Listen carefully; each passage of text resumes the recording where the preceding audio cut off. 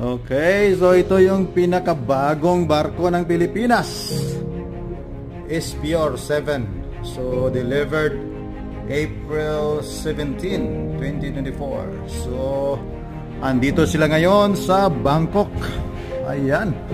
So napakabago. Sa halos isang buwan pa lang magsasailing. So may mga plastic pa nga nandito.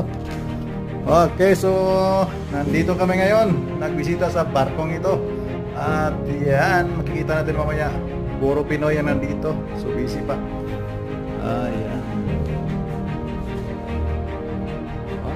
May meron silang style. Puto ng cruise. Makikita natin dito. May mga puto sila.